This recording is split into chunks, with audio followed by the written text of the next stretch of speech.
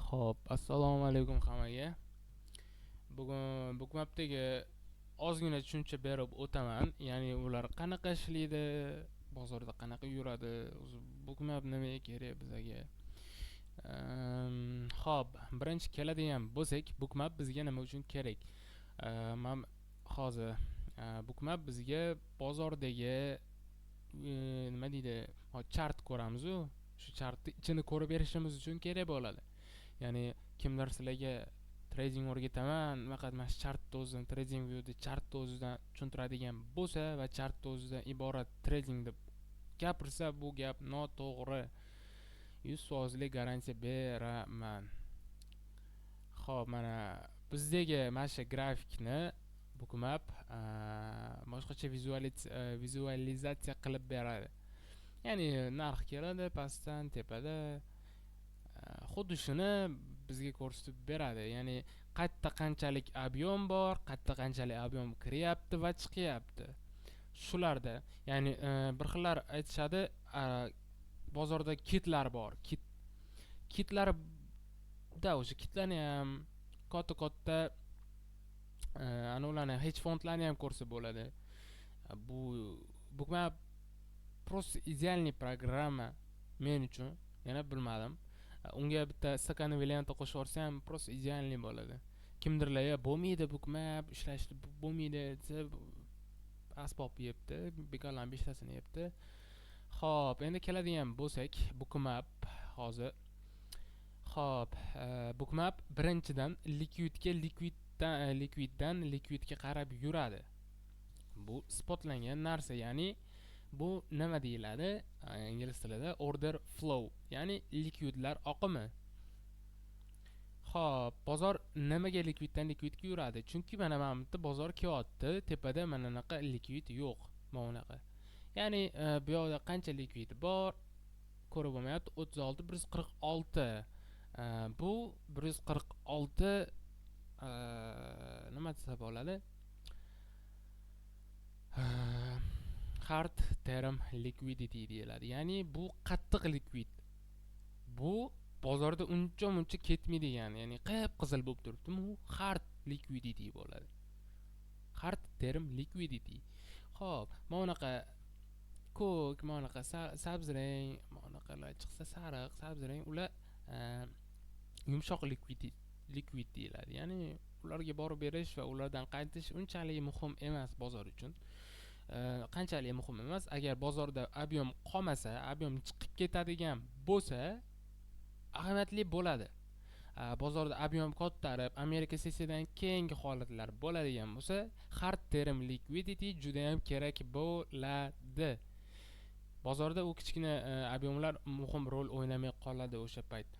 Xo'p, bu yoqda bozor kelyapti, mana likvid, tepada yo'q likvid, mana bunaqa yo'q, likvid yo'q tepada. Va bozor pastga tushib kelyapti, pastda likvid bor. Mana shu yerdan paydo bo'lib kelgan, bundan bu yoq o'zi ko'rsatilib bo'lmaydi, chunki bu rasm. Bozor tepadan pastga kelyapti likvidga. Mana bu yerda mana 190 lot nima kirgan hozir bu yoqda? 190 lot buy iceberg kirgan ekan. Icebergga ham keyin tushuntirib beraman.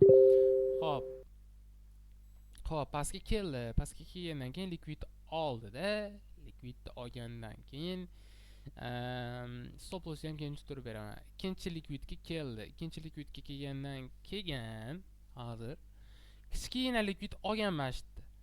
Sabzrang likvid. Bitta shunaqa pattern bo'ladi bizda, pattern поглощение deyiladi.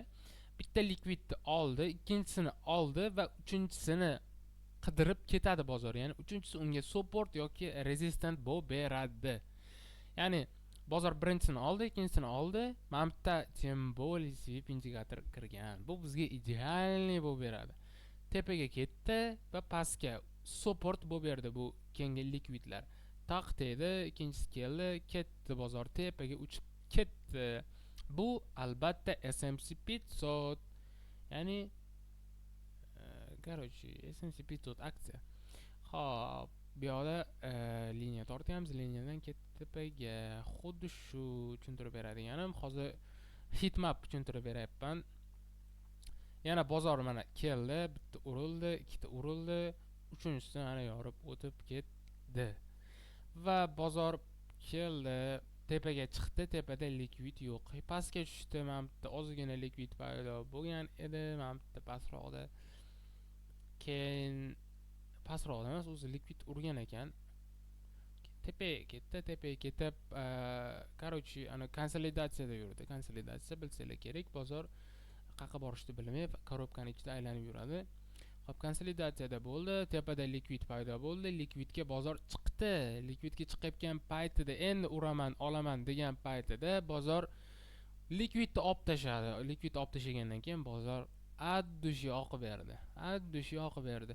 Chunki mana bu yana likvid bor edi, bu likvidni oldi, mana bu yana likvid paydo bo'ldi, bu likvidni olmadi. Bu likvid olmaganini qatdan bilyapsiz desanglar, chunki agar likvid olganida bu likvid o'ng tomonda emas, albatta bunga o'xshab chap tomonda bo'lar edi. Shunaqa gaplar. Xo'p, bilat. Xo'p, keyin pastga tushib ketgan. Xo'p, bu yoqda ham mana pastdan tepaga chiqdi, ikkita likvid oldi, ikkita likvid olgandan keyin boyagi aytgan narsam keldi mana yerda, voy. Keldi mana yerda kichkina likvidga urilgan mana bu yerda. Kichkina emas, endi kichkina desa ham bo'ladi. Mana bu urilib, bu support bu bergan bizaga. Bozor должен emas, bu likvid addushi yoniga borib qaytib ketishiga должен emas. Shuning uchun ba'zida nima deydi, tegmasdan qaytadi, ba'zida tegib qaytadi. Asosan ko'proq tegib qaytadi bu ba'zi bir holatlarda. Chunki mana bu ikkita hard term liquidity yo'q, oddiy likvidlar.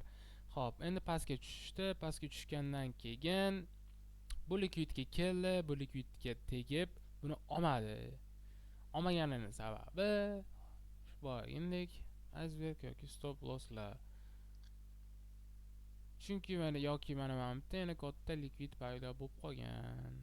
O'shanga tepaga chiqib ketdi, bu likvidni oldi, pastga tushdi, pastda likvid yo'q, pastda likvid addushi yo'q. Va tepada likvid bor, o'sha likvidga qarab tortilib ketdi. Mana bu sweep chiqqan, sweepdan keyin o'sha pastga oqib ketdi. Sweep keyingi darslarda tushuntirib beraman. Pastga tushib ketdi, pastda likvid bor edi. Avval buni oldi, buni olgandan keyin tepaga ozgina yurdi, keyin pastga tushdi, mana bu likvid paydo bo'ldi, keyin yurdi va tepaga chiqib ketdi. Xo'p, bu yoqdagi likvid yo'q, bu boshqa dars. Xo'p, pastdan tepaga chiqdi likvid, likvid bilan bozor va likvidga keldi, likvid oldi. Pastda ozgina likvid bor edi, lekin olib tashlandi. Bu manipulyatsiya, bozorning manipulyatsiyasi. Tepaga ketdi bozor va bu yoqda stop loss yongan, pastga keldi, pastda likvid yo'q, tepaga chiqib turib bu kichkina likvid, bu yoqda sal kattaroq likvid paydo bo'lib qoldi, pastga tushdi, buni oldida, buni olib turib tepaga buni oldi, tepadagi likvidni oldi va bozor qarabsizki, pastda o'sha likvid mana bor, bunga borib berishdan ko'ra mana bu tepadagi 3 ta likvidga borib bergan yaxshiroq bunga. Va ketdi tepaga ketyapti va adashmasam mana shu likvidni olib turib, keyin pastga ketib, buni olib keyin tepaga ketish kerak edi. Xo'p, bugungi mavzuyimiz shu edi, ya'ni bozordagi, ya'ni bookmapdagi likvidlar haqida.